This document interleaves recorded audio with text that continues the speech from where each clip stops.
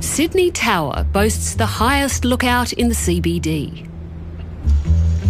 I've come here with urban researcher Dr. Julian Boliter for a bird's-eye view of a city sprawling in all directions.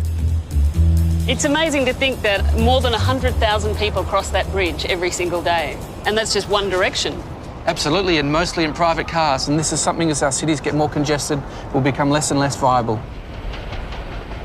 Australia's population is projected to reach up to 70 million by the end of this century. The extra space we'll need to live like this is mind-boggling. It means that we need to build a new Sydney every 10 years for the next 90 years. That sounds impossible. It does. It's a formidable challenge. It's taken us 200 years to build Sydney as we know it. We now need to build one of these every 10 years. So what does that mean for a city like Sydney? Are we just going to see ever more increasing urban sprawl? No, we actually can't. Sydney's pushing into national parks to the north and the south and to the Blue Mountains to the west. So in Sydney, the only way is up.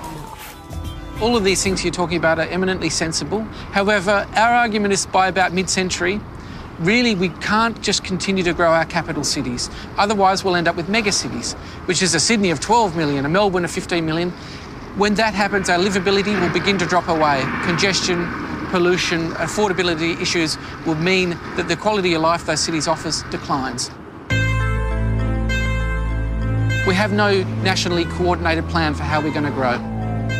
We are, as a nation, sleepwalking into this population growth.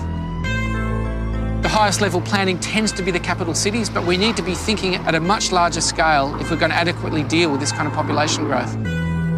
So we're missing a very large part of the picture. So what's your solution? So what we think is really important as the capital cities grow beyond mid-century is that we begin to think not so much in terms of mega cities, but mega regions. Essentially, it means chains of smaller cities connected with very good public transport infrastructure. So we could conceive of a mega region running from Brisbane to Sydney through Canberra to Melbourne, which is bound together by a high-speed rail link, and those cities will have access to affordable land, and they'll also be able to be designed from the ground up around the principles of 21st century sustainability. High-speed rail can travel at about 350 kilometres an hour, so there's no city along this mega region that is further than 2 hours commute on a high-speed train from a capital city. Decentralising the population means that each new city could be a small city. It's our calculation that each of these new cities on the high-speed rail links would be around 800,000 people.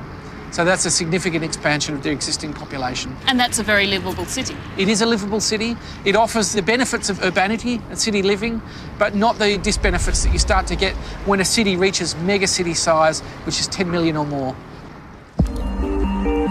The idea of a high-speed rail in the east has been toyed with for years.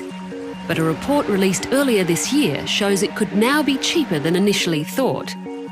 Run on 100% renewables, be built in 10 years, and would reduce transport emissions dramatically. Julian believes linked mega-regions like these are the only way we can hope to accommodate a potential population of 70 million without destroying our environment.